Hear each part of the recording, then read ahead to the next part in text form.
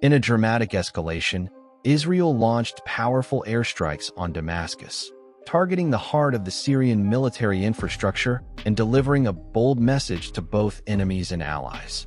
But this wasn't just another act of retaliation. It was about the protection of an ancient and often overlooked minority, the Druze.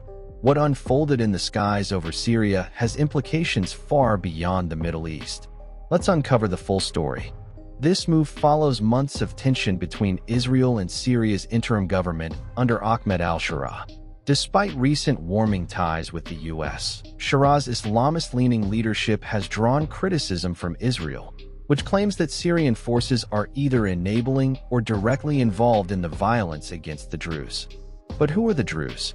This tight-knit ethno-religious community, spread across Syria, Lebanon, and Israel, follows a secretive offshoot of Islam. Known for loyalty to their homeland and resistance to radical ideologies, the Druze in Syria now face an existential threat. In Sweda, a predominantly Druze city, violence exploded earlier this week. Clashes erupted between Druze fighters, Syrian security forces, and Bedouin tribes. The death toll? Between 169 and 300, according to conflicting sources. Witnesses reported Syrian government troops looting homes, burning buildings, and even executing civilians.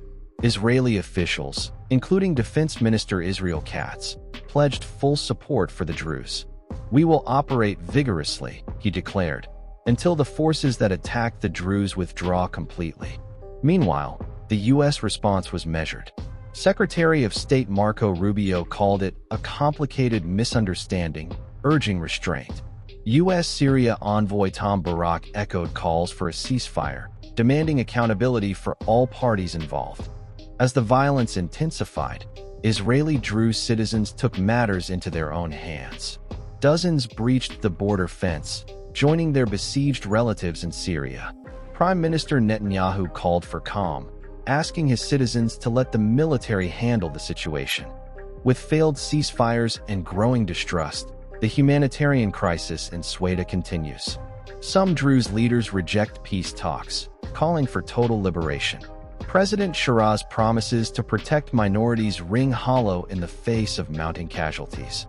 The airstrikes in Damascus mark more than a military operation. They reveal a boiling regional crisis involving heritage, identity, and survival. As the world watches, the fate of the Druze and the future of Syria hang in fragile balance.